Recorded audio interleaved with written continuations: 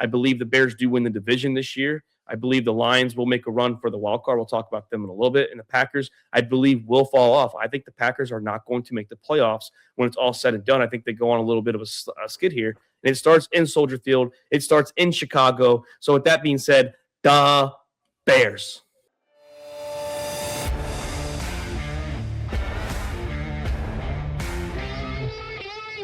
This is All About the Balls podcast with Mark Davis, Chris Meinhardt, Luke Rule, Jake Winnikine, and Nick the Doc Skirkowitz. Ladies and gentlemen, I'm Mark Davis. That's Chris Meinhardt. That's Nick the Doc Skirkowitz. This is our Christmas episode edition of All About the Balls podcast. That's right. We won't be live. We won't be recording, during Christmas week, which is 8 days away from tonight. Chris, I'll start with you, man. New Orleans Saints, Tyler Shuck's got a few wins under his belt. You're playing the New York Jets this week. The college football playoffs is kicking off. Football Thursday, Friday, Saturday, Sunday, Monday. How pumped are you, my friend?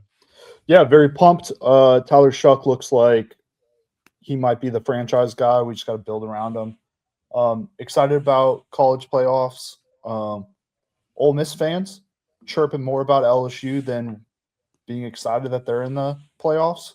Very funny. Twitter's a fun place to be right now. Fuck college, fuck the NCAA for making playoffs on Saturday when the NFL owned Saturdays during this. Like, let's stagger the games or do something. Yeah, I mean, I guess that's maybe why they made OU and Alabama at Friday night and then Texas A&M and Miami at 12 when the NFL doesn't have a game. So I guess we just won't be watching Oregon and Ole Miss steamroll the G5 schools. Doc, the Bears and the Packers, speaking of Saturday night, division on the line here. If you guys lose, obviously tiebreaker goes to the Packers. But if you win, you separate yourselves from the Packers a little bit. You get like game and a half, I believe. And like I said, 5 straight days of football. So how pumped are you heading into Christmas week? Football just getting slam-packed almost every day, it feels like. Extremely fucking pumped. This game can solidify the NFC North for us. This game can win it all.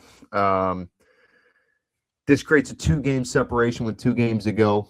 Whether the Bears win one of those games or the Packers and Lions both lose one of those games, the odds are forever in our favor.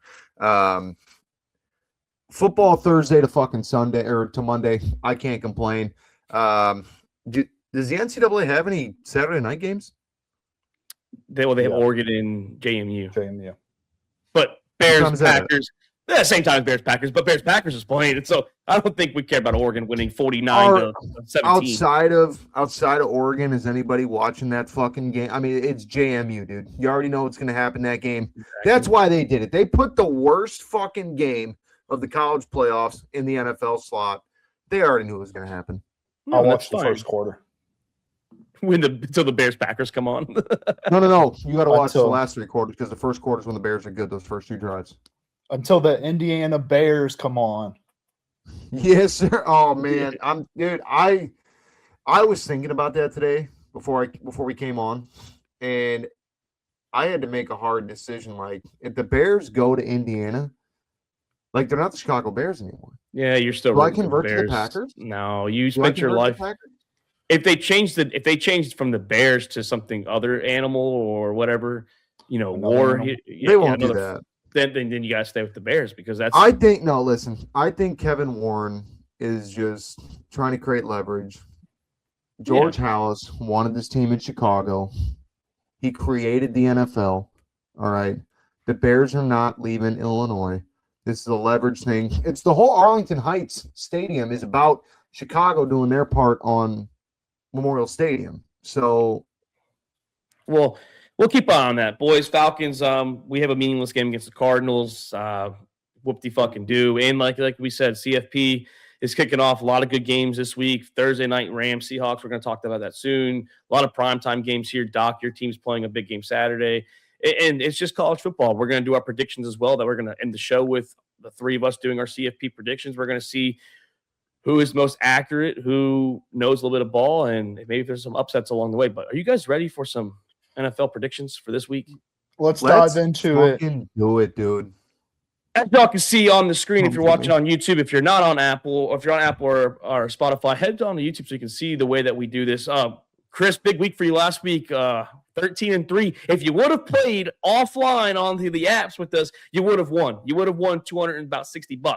But myself and Luke, 11-5, we fell short in that because we trusted Tua in the Miami Dolphins. Shame on us. Jake and Doc, 9-7. Against the spread, myself and you, Chris, only ones above 500 of the week, 11-5, 10-6. Doc, Jake, and Luke, 7-9, and then 6-10 for the two of them that's not on the show. And like you said, Doc, you are leading the way. I'm only down 4 now. Luke and Chris are battling for third. Jake's hovering the rear. Against the spread, me and Luke are tied, but you guys are all still in this. Chris, Jake, Luke, or Doc, you're all a few games. Against the spread can go either way just because you just never know with these scores. So, but Chris, man, yeah, Chris, you're big, man. 13-3. I think since we've been off the line doing this together, you've had a good couple weeks in a row. Hey, I've been focusing, studying, playing Madden. A lot of Madden. Yeah, there we go. A lot of Madden. But guys, I'm going to be honest. I'm a little disappointed from the against the spread, and it's because I haven't really taken that seriously this year. When we've gone over the picks, I literally just pretty much take the winner for this. Yeah, I noticed that. You and Jake are very rare that you'll take someone to win, but you only take the money line. I've noticed that, three of you. Yeah, and that's clear. That's clear by the money line record versus the spread record. I'm obviously making the right picks, and I'm not taking the against spread serious. And it's been a while since I've been on the show. Now that I'm seeing this, these last couple weeks, obviously my picks are in for this week, so we're kind of locked there. But the next couple weeks, I'm going to make some changes. I'm going to come back. Well, let's jump into it because we have probably the biggest game of the week, Thursday Night Football, the Los Angeles Rams, the Seattle Seahawks, no Devontae Adams, Matthew Stafford, MVP, my opinion, favorite. Guys, the storyline writes itself, but what are we looking here for? Jesus. I'm over here. All lonely over here. You're alone on the MVP. You're alone on the MVP. Lonely man over here. No, I mean, we're starting the week off with a banger. I think this is probably the best matchup of the week, honestly. Not confident. I think this game can go. I would say that if you take the bias out, this is probably 2-11-3 teams. I mean, what are we? Yeah. I don't know. I mean, Seattle needs this for the tiebreaker reason. Stafford's playing MVP level. I get it. Adams is out. Nakua is coming back-to-back 150-yard games. He looks unstoppable. The weather right now in Seattle, it's going to be windy, rainy, but Stafford's proven that he can handle that. And Sam Darnold, I don't know. So I'm taking MVP here. No Devontae Adams, guys. I mean, I'm just saying it's a big game. I know. What can you do with Puka Nacua, Jordan Winton? Can Kyron Williams and Blake Corum also carry the load a little bit? This Seahawks defense is top 3 in the league, along with Houston and Denver. This is a ferocious unit. I've coined it LOB 2.0. They have a great pass rush with the 3 guys down there with Reed, Murphy, and Williams. JSN, best receiver in football this year. I think he has a big game. I think he outperforms Puka Nacua. I think Sam Darnold might not necessarily outperform Matthew Stafford, but he doesn't need to. This came down to a 61-yard field goal when the Seahawks played like shit in Los Angeles. This defense held them in check in Los Angeles. This defense is going to play really good this week against the Rams. Stafford still plays a good game, but I'm going the Seahawks in the 12th man. Go Seahawks. I mean, they control the NFC West for the moment after this week. Hawks up. Yeah, literally everything you said, Mark. The difference here for me is the 12th man playing in Seattle. The Rams' run game doesn't have an identity right now between Corum and Kyron Williams, and we're not talking like a Montgomery, Jahmyr Gibbs type tandem. They just don't know what the fuck they're doing with the run game in Los Angeles. The pass game is there. Matthew Stafford is trying to prove. I think he's going all out trying to get that MVP in one of his final seasons. Devontae Adams being out is a huge hit. Puka Nacua is unstoppable, but JSN has proven that he's even better. I think Darnold comes out. Seattle's shown they don't need a run game.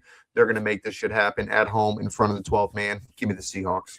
And quietly, I know we said they don't have a run game. Quietly, Kyron Williams does have 1,030 yards and 10 touchdowns. It's just no one's just talking about him because, like you said, Blake Corum's been hot lately, and he's just been quietly going along. It's not like he's having those monster 120-yard games. He's only got one 100-yard game, but he's still playing productive. It's very quietly. they're It's just when you expect the run game to be used or the Exactly. check down to the running back, it's like, what the fuck are we doing in Los Angeles? How the fuck are we even 11-3? But big game. Winner of this is first place in the NFC West. Winner of this is in first place in the whole NFC. So this is very big for this division. Boys, let's move on to Saturday slate of games. The Philadelphia Eagles, the Washington Commanders. I'm going to keep it sweet and simple.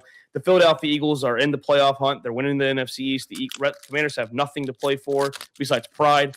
Give me the Eagles. They fly high. They cover this by at least 7 points. Yeah, for me, this one's simple. Doc, what the fuck are you unwrapping right now? My bad. This one's simple for me. For the Commanders, I mean, they're dog shit with or without Jaden Daniels. The team is just ass. The organization is ass. The coaches are ass. The players are ass.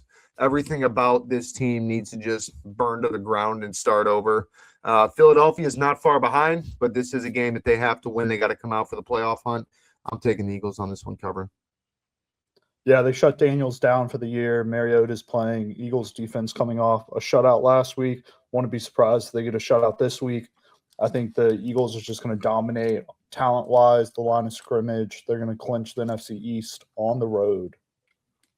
Hey, Doc, there's a mute button if you actually do it on rap while we're talking. Just throwing that out there. You can hit it. Just letting you know.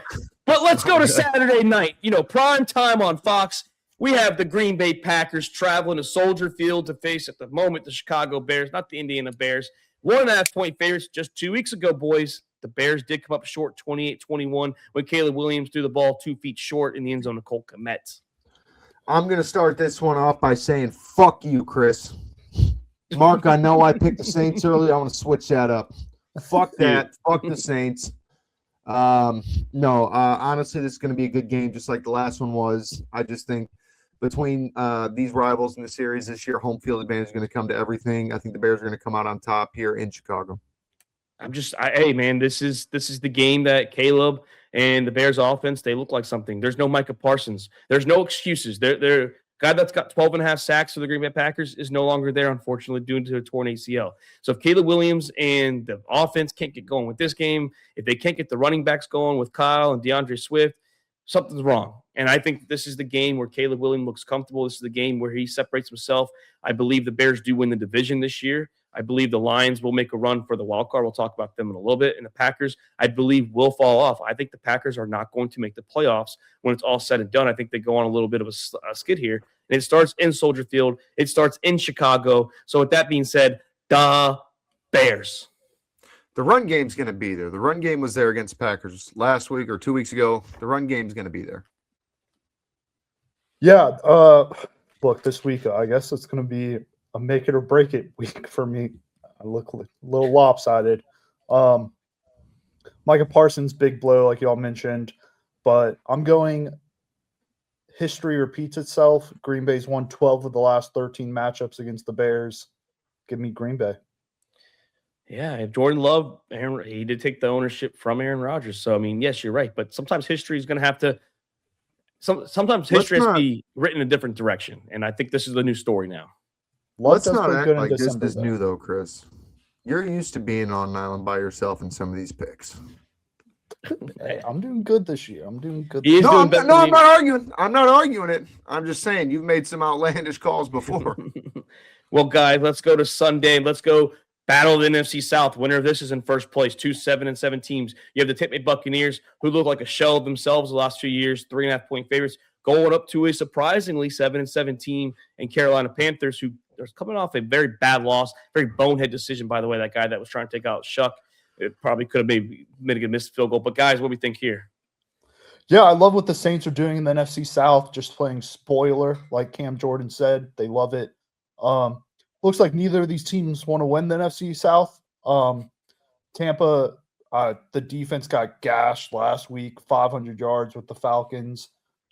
Carolina looked terrible, but Baker has his full arsenal this week. He had it last week, Godwin, Agbuka. Yeah, he did. Well, he didn't have Kate on. But I mean, that's Kate on, and he's talented. Oh God, guy's barely used. He is talented. They just don't fucking use him. The Bucs still, they still boast a top 10 run defense. I think they're going to shut down Dottle. I'm going Tampa here. I just think this is the game that Tampa has to get back on track, right? I mean, they're 7-7.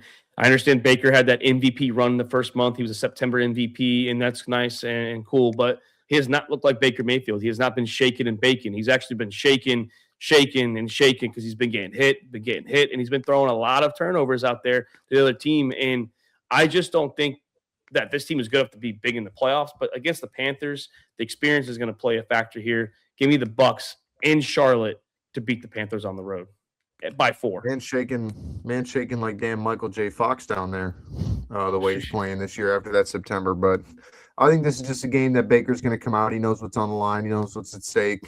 He's going to make the moves. The experience is going to come out. This is where he's going to dominate. I think the Bucs do win this game. I don't think it's a very dominant win. I don't think it's very convincing, and I don't think they're going to make it very far in the playoffs or even past the first round of the playoffs. But I'm taking the Bucs on this one. And I'm going to be completely honest. I would not be surprised if the Panthers win this game. I'm not surprised at all who wins this game. Oh, no, me either. No. Let's go to the Buffalo Bills at the Cleveland Browns. And a lot of people have Josh Allen as an MVP candidate now because of the way he's been playing the last few weeks, the way he's got his boys playing here now, only sitting at 10-4, going against Shedeur Sanders in Cleveland, 10.5-point favorites for the Bills.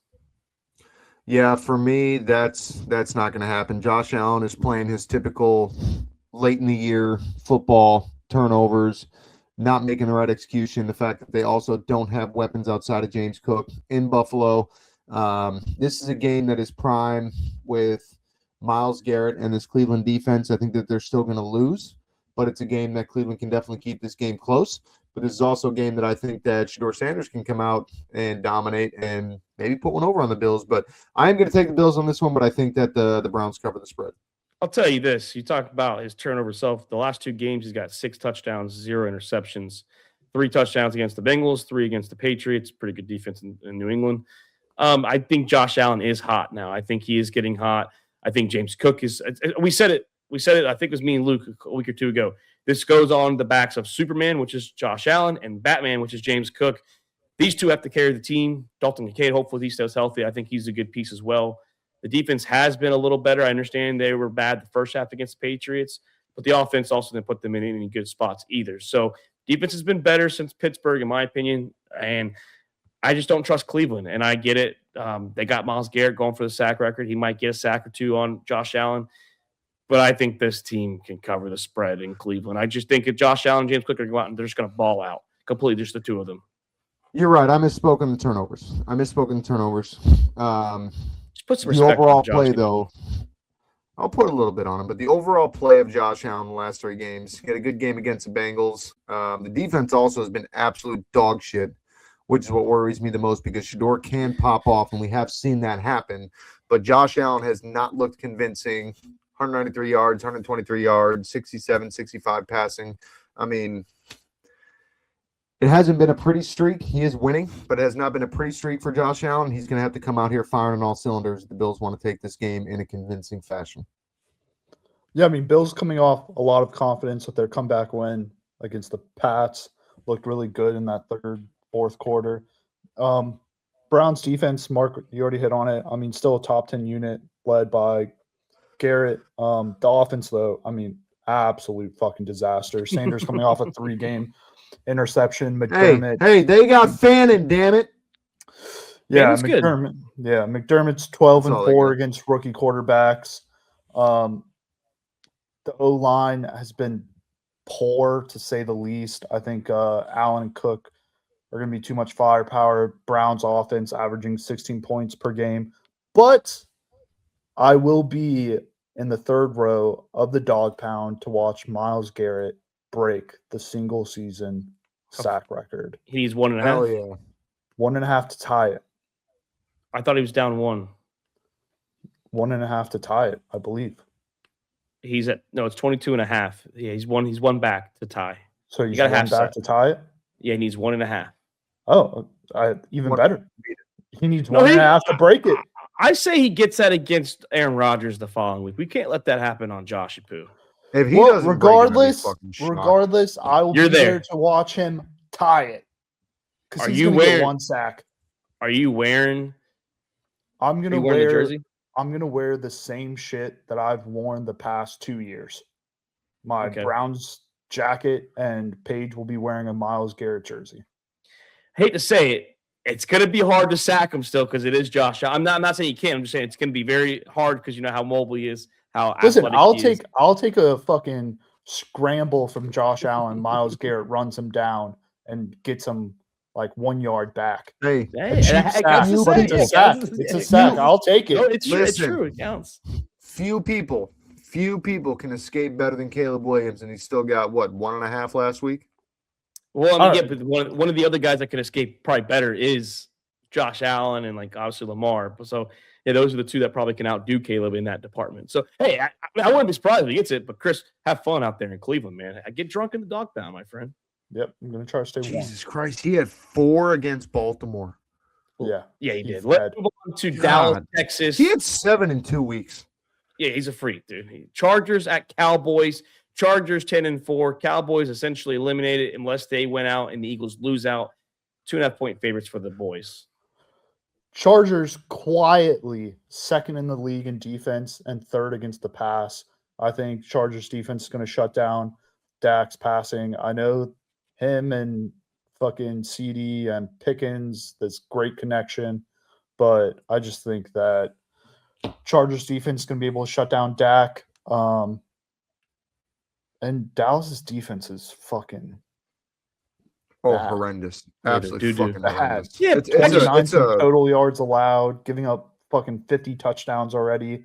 It's not dude, it's a good. car wreck. Watching the Dallas defense is like watching a car wreck on the interstate. Well, I just think it's going to be one of those games where the Chargers just kind of let one slip through their fingers. It's one of those games that, hey, you should win. Cowboys are probably going to be eliminated after Saturday when the Eagles win. But the Cowboys aren't just going to lie down. You know, they're not just going to come in here and say, all right, we're done. I think CeeDee Lamb and Pickens, and I think Williams is going to have a good game. And I understand the defense is shaky, but Herbert's been shaky a little bit with that left hand. They haven't been really throwing the ball as much either at a high volume. They have been running the ball, so can Dallas shut down the run and force Herbert to try and be uncomfortable throwing the ball? And I think that the Cowboys keep up with the Chargers, and I'm going to go in a shootout. I think this is a shootout game. I'm going the Cowboys here to cover. I think it is a shootout game, but I cannot forgive the Cowboys losing to the biggest pussy in the NFL, JJ McCarthy. That's 9. Chargers defense is good. I think that they can contain, which I hate to say for my fantasy game against Chris this week, but you lose to 9 on any game outside of the first game of the season, and you're dog shit. I think Chargers are going to be pumped. I don't think they're going to let it slip. They're fighting for the AFC West. There's more on the line for them, yeah. No, there's Yeah. more on the line. I get that. I think that Dallas is still talented enough, and it's one of those games I think the Chargers just let one slide. I don't. Dallas Al. has 4 people on their team. Oh, Dallas has okay. 4 First people off, on I their team. have not ridden Dallas at all this year. I just don't believe in the Chargers. I think the Chargers are a little overrated, and I get the 10-4, and they're quietly there, and I get it. Mark, But are you saying they're a scary playoff team? no, they're definitely not that. I never said they're going to be in the playoffs. I never thought they were. Let's move on. Dallas has 4 players on their team: CD, Yeah. George Pickens, Dak, and Javonte Williams, and that's it. Ferguson's all right. But let's go to the Saints. Let's go to the Jets in New Orleans, Louisiana. Chris, your game of the week, 4.5-point favorites at home. Yeah, I mean, this game's fucking pointless. Not much to cover. Like I said, Tyler Shuck's showing that he's probably going to be the franchise guy. I need to build around him. Vele's looking really good. I think they're going to shut him down for the year, though, shoulder injury. Neal looks like he's ready to step up to be that running back 1 when AK chooses to step away from the game. He's out too. He's out also. What Brandon Staley's doing with the defense is great. I mean, we were last in metrics on defense last year. We're like low 10s this year, holding opponents to 17 points a game. Jets 1-5 on the road. I just think, unfortunately, Kellen Moore is not doing the thing he should do and tank for high draft picks, but I love what he's doing with the locker room, getting the boys hyped, and I'd rather wins than being disappointed. There's one guy you haven't mentioned, Chris, and I know you're not a fan of him as a wide receiver 1. Chris Olave has quietly been a top receiver this year in the NFL. Oh, He's yeah. actually- I mean, He's hit or miss. I mean, I definitely don't think he's a wide receiver one. I mean, we can talk about it in the offseason. Yeah. But he's been good this year. He's been good. No, I mean, he's been getting fed the ball because he's the only wide receiver weapon we have, but he doesn't make wide receiver one catches like he should. But I just think you guys are better than the Jets. I understand that, you guys are 4 wins or 3 wins, but I still think you're a more talented team on paper than the New York Jets. I trust Tyler Shuck more than I trust Brady Cook, so I'm going to go the Saints to cover. Is it Brady Cook as a quarterback? Who the fuck is that? He came from Missouri. Okay. He played last week. Yeah, so I didn't even watch the Jets last week. Yeah, I'm just saying this. I was really pulling for the Saints on this one until Chris took the Packers. I'm going to take the Jets by 27. Yeah. I think this is going to be no, I'm just kidding. This one, there's really nothing to say. The Saints are going to win. I'm giving them the spread out of respect because the Jets are just that bad. All right. Let's move on to the Vikings and Giants. Vikings 3.5-point favorite. Dog, what are you doing? I know this hurt. I know this hurt. Definitely I know this hurt. It did, and I told Mark there's a very specific reason why. First of all, we don't know what Jackson Dart is with Malik Neighbors because they haven't connected together. And honestly, all we've seen this year is Jackson Dart ain't shit without Cam Scatterbo. Jackson Dart can't do a goddamn thing without Cam Scatterbo. The Giants are done. This team is done. Honestly, you need to fucking limit him for the rest of the year. Let the Giants fall. Give this shit to the Vikings so they don't get nothing. It does hurt for me to say this. And here's the thing. I don't think they win because of 9. I'm taking the Vikings on this because of the defense. I think that the Vikings are going to be good this week because the Giants' passing defense is terrible. I think that Jordan Addison and maybe finally JJ, that's Josh Jefferson, by the way, if people forgot who that is, maybe they do have a good game this week. And I just don't trust the Giants. I do actually like Jackson Dart. I think Dart's actually been pretty solid this year, regardless who's been around him. But they don't have enough around him besides Wan'Dale Robinson, and that's just not enough. And to be honest, Wan'Dale Robinson is low-key good. No, he's been playing good, but the Giants are playing – they're the 1 pick. I mean, they're in that situation where Chris said, let's have a good draft pick. The Giants could be 1 and then trade down. So I think they try and win, and then something happens in the fourth quarter. The Vikings pull away. So give me the Skull Nation to go to MetLife. I'm going to be honest. As far as JJ goes in this shitty Giants defense, JJ couldn't hit fucking sand if he fell off his camel, okay? I don't think it has anything to do. I think JJ still throws for under 200 yards, under 175. I think that the defense just obliterates just like they did against Cincinnati. Yeah, I mean, I think the Vikings have found some life lately. 2 straight wins coming off of a big primetime upset. McCarthy, still a roller coaster, but I think he's been starting to click with Jefferson. They've averaged, over 30 points the past 2 games. No, Jefferson. He's had 6 catches last 3 games, 2 each game. And for the record, JJ has that's a lot of dead space there, Chris. JJ has 2 games over 163 yards passing. I believe it's like 6 catches for like. I believe it's like 6 catches for like 70-something yards, something like that. I thought they were doing a little better. He's been targeting him. Okay, he's been targeting him, but he's not catching the ball. That's what I'm saying. The dude can't hit fucking sand if he fell off a camel. The guy's dog shit. Actually, and to be honest, the Vikings do lead the league in drops as a unit. And JJ and Addison are both up there. Yeah. Vikings defense good enough to pressure Dart into some turnovers. By the way, for the record, in the last 3 games, JJ has 6 catches for 37 yards. 37, sorry. Yards. 37 fucking yards. The dude is averaging 12 and a third a game. Yeah, so this is this game. We'll see who breaks up. Guys, let's go to Gardner Minshew in the Kansas City Chiefs. For the first time since 2014, not in the playoffs, against Cam Ward and the Tennessee Titans. This is that shit we're talking about, Chris. Gardner Minshew, the porn stash or not, Chris, this is that shit we're talking about. You're out on an island here, my dude. Well, Rashee Rice might not play, is what you're Look. There's no way he does. This was a full underdog upset pick right here. I think the Chiefs' pride, they're fucking demolished. It's a meaningless game for them. Minshew's coming in, nothing to play for. The offense looked flat with Mahomes. I don't think it's going to look great with fucking Minshew. The Titans are actually finding identity for themselves, averaging 5 yards per carry. Ward's being efficient recently. I think the Titans finally have an opportunity to get a win under their belt at home. They haven't been playing terrible the past couple games. I want to agree with you so bad, but it's the fucking Titans, dude. I mean, just when you think they're going to put something together, they're going to trade their top player for a folding chair. That can't happen. I just think the Chiefs are just. I think they're out of the playoffs. You saw Chris Jones' interview. He didn't even know they were out of the playoffs. I was just going to say, it's honestly, it's not a bad take, and I didn't think about that because the whole team is just going to be so fucking deflated that they're going to come out there flat-footed, and this is absolutely the Titans' game to win.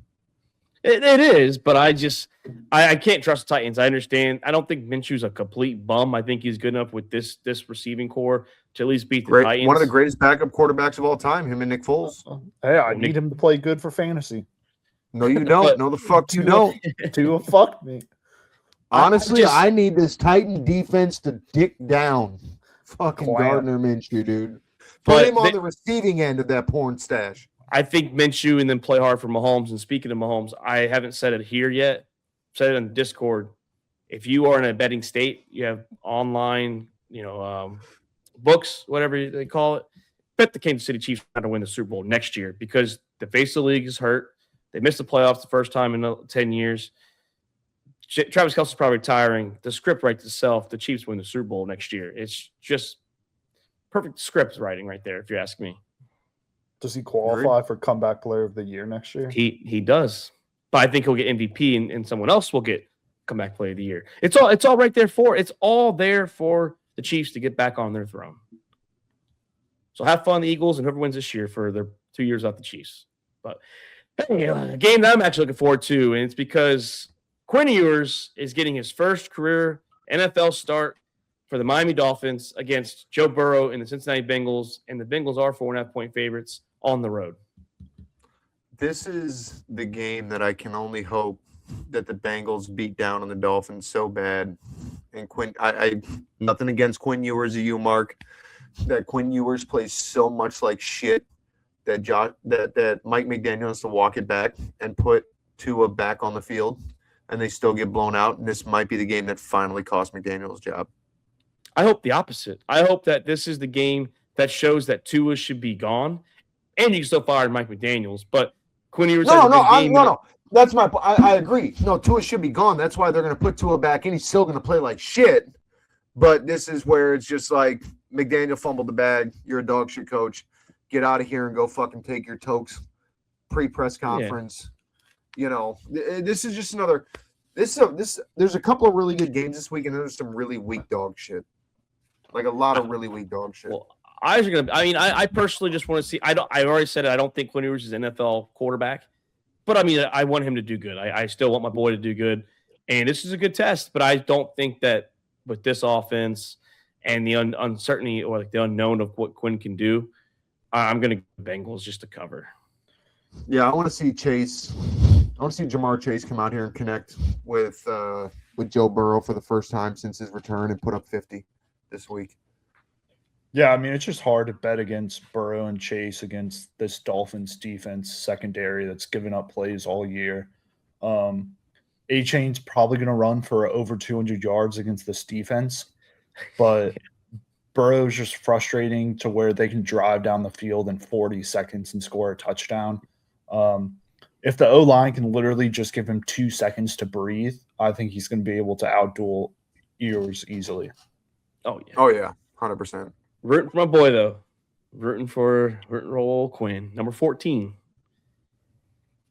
My game, the Falcons, the Cardinals, and the Desert, 3.5-point favorites. I'm just going to keep it easy. The Cardinals suck. We suck, but we're just a better kind of suck. So give me the Falcons. Yeah, same thing as Saints Jets. I think Falcons are more talented. They're coming off a high of upsetting the Bucs. Yeah. Well, I'll have. Kirk Cousins Honestly, in a dome. I wouldn't even. I mean, Kirk Cousins definitely hurts, but I wouldn't say the Falcons suck. I mean, on paper, there's a lot of talent with this team, but We this suck. is We got 5 wins. We're trash. no. I know that, but that's what I'm saying. It's not because of lack of talent. I've been saying it all year that Bijan Robinson isn't being utilized properly, just like I've been saying about Breece Hall and the Jets I for think that 3 years Bijan now. Bijan is overused. Yeah, Bijan is one of the Play most utilized. Bijan. Yeah, because the thing why he's saying that is because they see him get taken out at 3rd and 1 or on the 1 yard line.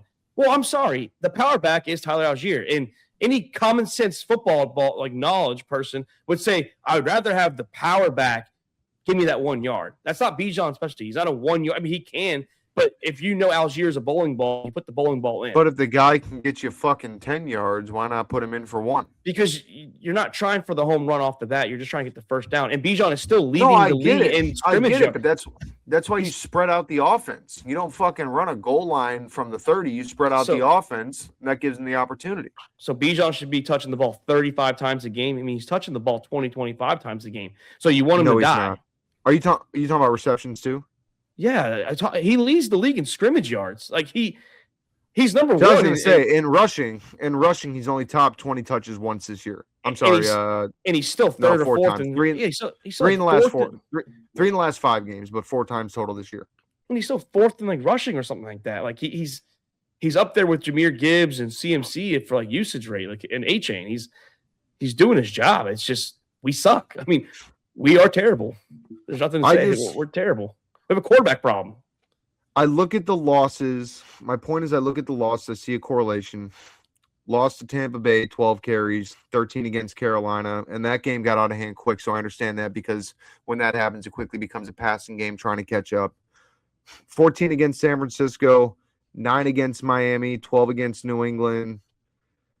But he's getting catches too, so are you trying to burn him out? The touches are there, but the check down, they're not typically designed running back passes, passes to the halfback. I would just like to see him utilized more in the run game. The guy's explosive. He's a fucking monster. It's the same thing that I've been saying as much as it pained me to say because I had David Montgomery on my team for years. If you stuck to Jahmyr Gibbs, you go a long way. Yeah, but it's the same argument you had is when you have 2,000-yard rushers. Tyler Hughes, 1,000-yard rusher rookie season. I mean, he's not a scrub. So you're giving Bijan a break because Algier can still carry his load. You don't I'm not even giving credit to a 1,000-yard rusher in a 17-game season.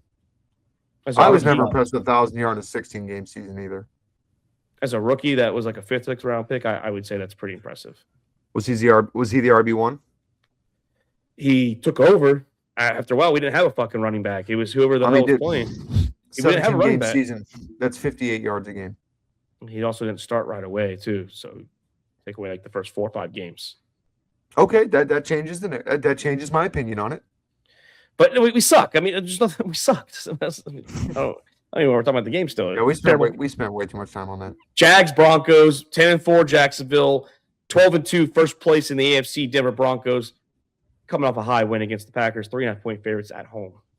I'm going to ride with the Broncos here. I mean, yes, the Jags are looking what everyone thought they would look like. Lawrence is on a fucking heater right now. 9 touchdown, no picks, 3 in 3 weeks.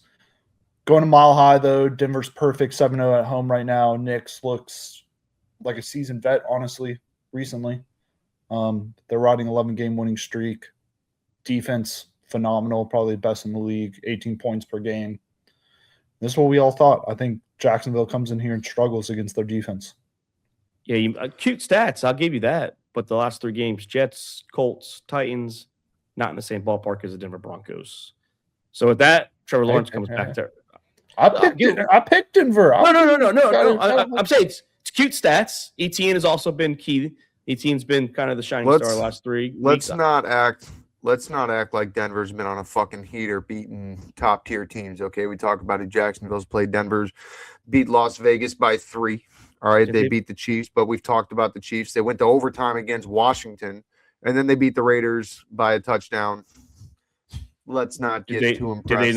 Did they not beat the Packers? Packers are dog shit, dude. I'm not impressed. Packers are dog shit. Got it. Yeah. Okay. Well, I mean, they beat the Texans, by the way. Aren't they good right now? So, I That's just Winkle. He's about to get off. yeah, Doc's done for the night. That's for sure. I'll For remove sure. him for now. But yeah, we'll push on for now. Chris, let's move on to the next game. And damn it, thanks a lot, Doc. Oh, duh. Let's move on to the Pittsburgh Steelers and the Detroit Lions. Detroit, they've been up and down. The Pittsburgh Steelers also 8-6. Chris, 7.5-point favorites for the Lions at home. Yeah, I mean, I think Steelers are finally coming. They found their form at the right time. Defense still remains a nightmare to game plan for, but the Lions at home in the dome, different animal. They average over 30 points. Steelers coming off a short week. They're tired. I don't think they're going to be able to keep up with Gibbs and St. Brown. Detroit's playoff lives are on the line right here. I expect Campbell's going to have the boys fired up, have them dialed in. Pittsburgh's going to come in. They're going to be gritty, but I think Detroit's offense is just going to be too much firepower for the Steelers.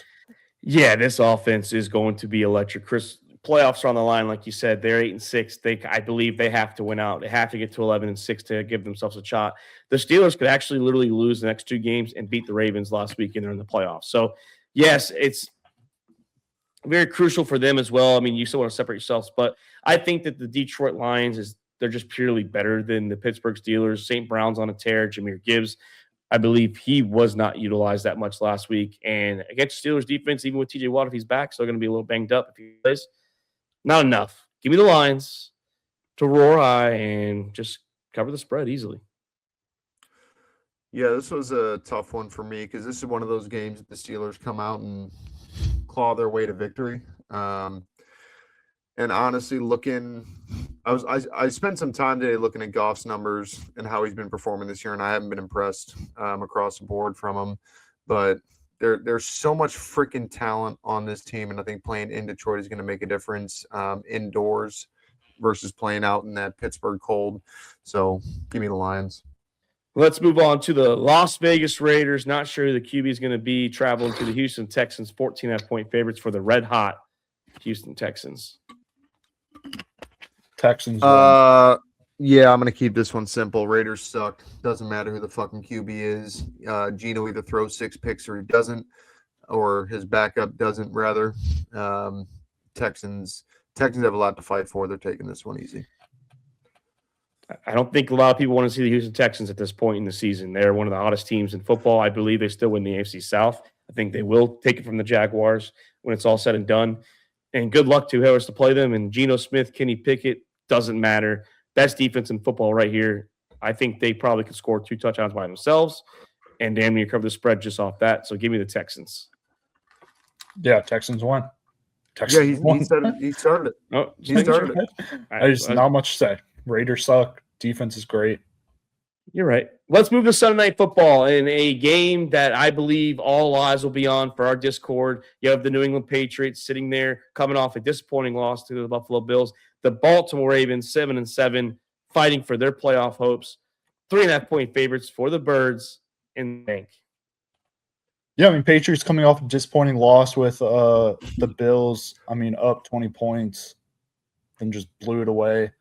The defense, the run defense in particular, is declining. It declined ever since Williams went on IR, big defensive tackle for them. I think Jackson and Henry are going to be a nightmare matchup for this defense. Lamar historically shreds man-to-man defenses, which Vrabel runs highly. So I think that's going to be a big key to watch. I just think Ravens are kind of on that momentum up, and Patriots are on that momentum down. Maybe not down, but like we shit on them. Look at everybody they played. Yeah, I mean, I just think the Ravens need it more. I mean, I get it. The Patriots, if they lose and the Bills win, now they're tied for the division. That's nice. But the Ravens desperately need this. They have to keep up with the Steelers. And I think this is a game where we might see Derrick Henry. I think this might be the Derrick Henry game. He might go for 150 yards and a couple touchdowns. And I think Lamar will give himself like a nice 200, 220, maybe a couple touchdowns himself. I think the Ravens offense breaks out here. And sorry, Drake May. Sorry, Mike Vrabel. Sorry, defense. But give me the Ravens. This is And one of it's gonna those, be I a think, field goal Chris. game. I think Chris nailed it. This is one of those that I think Lamar takes off on his feet a lot. This is one where Lamar creates a lot of open space and takes the ball for himself. There's a lot more in line for the Ravens, like you said, Mark. Also, fuck the Patriots. I don't think they're that good. Whoa. I'm taking the Ravens. As much as it hurts to say, don't fuck up because I'll be in the chat, Luke. I'll be in the chat. Yeah, Luke, don't fuck up his Super Bowl pick that he chose before the season. He's riding with now. Who's Super Bowl pick? You had the Ravens winning the Super Bowl this year before the season started. I did? Yeah, you did. Jesus, bro, you gotta start doing breathalyzers before you ask me shit. Yeah, that's fucking nuts. I don't know why I would ever say that. You at least had him in there. I know one of y'all had him winning, but anyways, they were in the Super Bowl for you. Anyway, let's go to Monday Night Football. The 49ers sitting here at 10-4, still battle for the NFC West against Uncle Phil, Phillip Rivers, and the Indianapolis Colts sitting at 8-6. Uncle Phil, 44, man. Looks like rolling with the Niners. Purdy's been playing efficient football. Doesn't look like they really lost a beat with IU, just AWOL. San Fran's still dealing with a lot of injuries, but like Colts turned to Phillip Rivers. No idea why. There's that one play that he literally looked like an 80-year-old man when he like tripped and fell and then ran. That was fucking. He got like 3 yards. But still, it looked terrible. Like I was gonna mention that, dude. He looks so big too. I mean, it really looks like I understand having dad body and all that, but you get lethargic at that age, Mark. He looks like he's wearing 2 hoodies underneath his jersey. The Colts should be investigated for elderly abuse for what they're doing. For real. Anthony Richardson is cleared to play though, so I mean, interesting what they do with Phillip Rivers. I mean, hey, he has his next 5 years covered for health insurance for his 20 fucking kids, so he's good. Hopefully, Cam Newton doesn't see this. He might get mad. So, but no, yeah, it's just the Colts. I said before, I thought it was going to happen even if Daniel Jones was there. This team was, I believe, was on the verge of falling off, and here they are. So give me the Niners to go into Indiana and take control, take care of business. Yeah, this one's not even close. This Colts team got off to such a hot start. Danny Dimes came out slinging the football. Obviously, we saw what happened the last couple games. Probably best for him to get injured when he did because he has a chance to get a contract next year. Because if he continued on the trajectory that he was going, he would have been on a practice squad somewhere next year. This team has been crumbling for several weeks. Let's see, 1, 2, 3, 4, lost 5 of the last 6 after the hot start they got off to. This team has been imploding. This isn't even close. Danny Dimes or not, doesn't matter who you put under center. This team is done. Yeah, it's unfortunate, but yeah, sorry, Phil. But guys, that was our NFL picks for the week. So this is going to Christmas. We probably won't be on the next couple weeks for it. So we will see how it is all said and done, though, in the new year when 2026 comes around, how we all look. But guys, that's week 16 week 16 of the NFL season. Moving on to the CFP, boys. We are here. The time has arrived that we have our 12 teams. They say 12 best. I say 12 only best because of certain criteria that fit that narrative. But, Chris, before we jump in here, man, I just want to say this is a beautiful presentation you made, man. This right here, this is gorgeous. Beautiful. Yeah, even got the location, gorgeous. Hard Rock, that's where the championship is. Man, that's beautiful. Thank you. I don't know how you all this time, man. You're a great father, great husband, hard worker. I just don't get it, man. Busy man, but I make time for the podcast. I'm glad you do that. Well, let's jump into it. I haven't actually had a chance to look into these, so we'll start with mine. Actually, I do. I had looked into this one. As you can see here, these were all the current standings are, and I'm just going to jump into it. I do have the Alabama Crimson Tide avenging that loss against the Oklahoma Sooners. I will never say Oklahoma is winning unless they're playing one of these G5 schools, but I am not having them beat Alabama. So Alabama, I think with all this fucking controversy they've had, they are going to tell everyone to shut the hell up. We deserve to be here. They win this game. And then I believe the Miami Hurricanes go into College Station and they beat the Texas A&M Aggies. Little brother does not get a win here. No, they don't. not a night game, so it favors the Miami Hurricanes. And I do have Ole Miss and Oregon winning here. It's no surprise. But then I have Oregon beating Texas Tech, and I think a great game, a defensive battle. But I think Dante Moore and the Oregon Ducks, they will bring a lot more to the table on offense than the Texas Tech Red Raiders that week. And I do have Indiana beating Alabama in the Rose Bowl. I have Ohio State beating Miami, a rematch of the championship years ago, over 20 years ago. They beat them. And then I have Georgia in rematch against Ole Miss. Georgia wins that game. And then I have in the national championship, not the 1, not the 2, but the 3 and 5 seed. I have the Georgia Bulldogs and the Oregon Ducks, with the Georgia Bulldogs come out on top. Unfortunately, the Dogs do win this year. The SEC is back on top after a couple of years of not winning it. I'm not a big on the Indiana Hoosiers or the Ohio State Buckeyes. We've seen the Ohio State Buckeyes struggle against good teams this year. 1-1 against good defenses. They will lose to the Bulldogs, like I said. The Dogs win, boys. Doc, here's your picks, man. Yeah, for me, I'm with you, Mark. I'm not convinced by Oklahoma this year. I'm taking Alabama in that revenge game. There's nothing to be said about Oregon and JMU. This is going to be like the who was it? SMU last year or Boise State last year? All of them. Yeah, just absolutely atrocious. I'm actually taking Texas A&M over Miami. I have liked Texas A&M a lot this year. I think that Miami has looked shaky at times, and I'm taking Ole Miss over Tulane. Going to the next round, starting in the top left, I'm taking Indiana. I'm going to ride them off the Heisman winner Mendoza.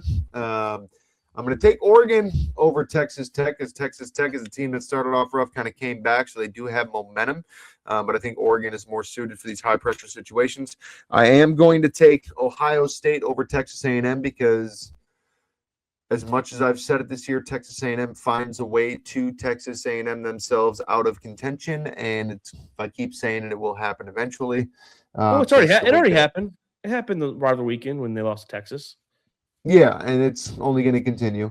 I am taking Georgia over Ole Miss. And then when it comes down to going to the final, I'm taking Ohio State over Georgia. So I'm a little different from Mark on this one. Oregon over Indiana. And then for the national championship, I don't even want to say it. Just go ahead and show it. Yeah, Doc, I can't believe you would do this, man. I know. I'm not saying it. Not saying it. Chris? Yeah, so we'll start 9-8. Like everybody, I'm pretty sure we have Alabama winning against Oklahoma. I think the first matchup, all the stars had to align. Oklahoma only scored 1 offensive touchdown in their matchup. I think Alabama's going to be better. They're going to clean up their turnovers. They're going to capitalize. Alabama wins that one. JMU, Oregon, don't even need to talk about that one. Texas A&M, Miami. I think Reed is just a diet Jaden Daniels.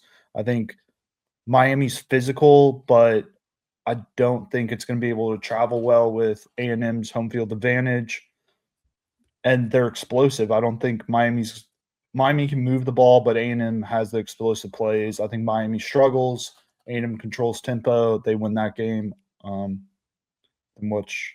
then Ole Miss and Tulane. I think even with Tulane in, with having Lane Kiffin in the coach's box, I think they're still going to lose that one. Second round. Here we go. I think Indiana is more balanced than Alabama. I think Alabama is not going to be able to rely heavily on the pass against Indiana. I think Alabama's run game is going to help. I think that I forgot his name. The big defensive tackle they lost. I think that's going to be a huge blow to Indiana with stopping the run. But I think that offense, I think we're not going to watch what happened last year with Oregon being the number 1 seed, undefeated, and then get spanked first time on the field. Everything. This is like, you don't want to call it a Cinderella story because they're number 1, but like in Indiana's eyes, this is a Cinderella story. They have the best team. They have their first Heisman winner ever, and they're not going to go out first game of the playoffs. Texas Tech, I think it's going to be a close game. I think Oregon makes a late mistake late in the game. I think Texas Tech finishes stronger. That offense looks great. The that fucking linebacker is just his mustache alone Jake Rodriguez. caused an interception. Ohio State, Texas A&M. I think both of these teams. I think Texas A&M. I think their roster alone is built to beat Ohio State, but I just don't think they're going to get it done. Ryan Day is going to do Ryan Day things and somehow get it done here. Georgia, Ole Miss. I went back, looked at their matchup before, and literally all the stars aligned for Ole Miss in the first 3 quarters of this game. Everything that they needed to go their way went their way to perfection. And Georgia still somehow came back and won the game. I don't think they're going to get that perfection again.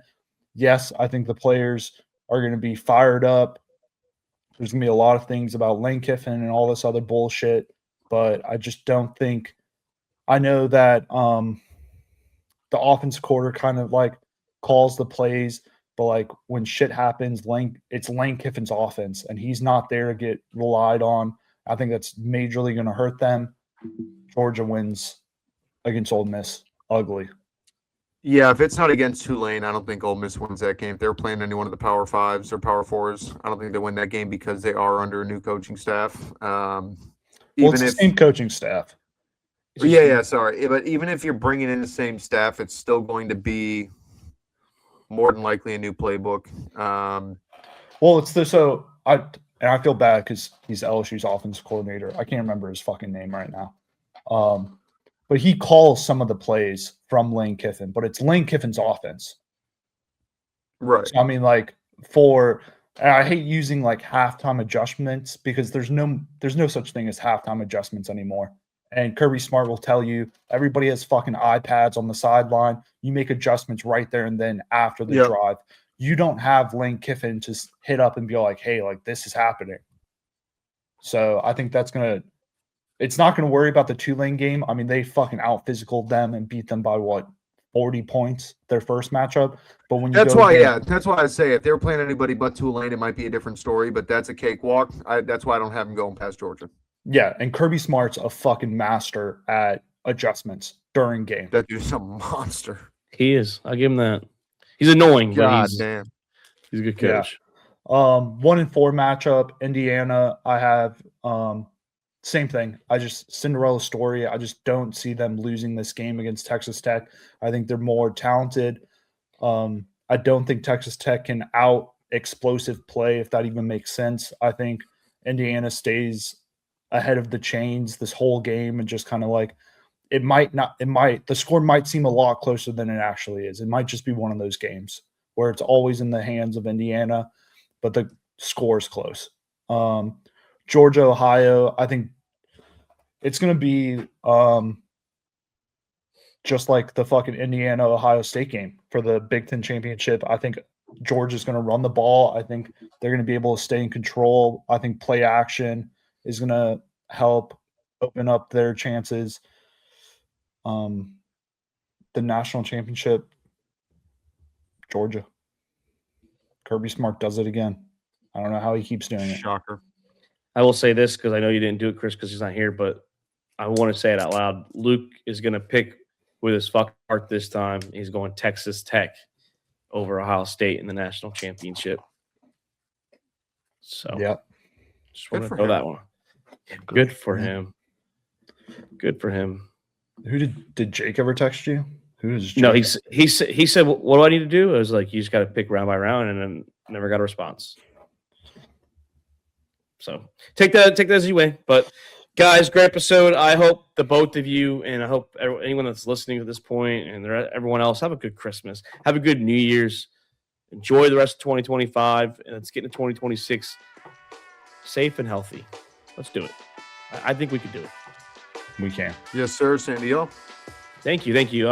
By the time we record next, I will be hopefully in my brand new house. So more to come out. Yep. But I'm Mark Davis. That's Kristen Meinhardt. That's Nick the Doc Skirkwins. This is All Out the Balls podcast. Have a good one. Like I said, happy holidays.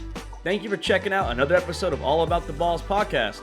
We want to thank all of our listeners and supporters of the Sack House You can listen to the show on Spotify, Apple Podcasts, and YouTube. And don't forget to subscribe and give us a follow on Twitter and Instagram at The Sack House.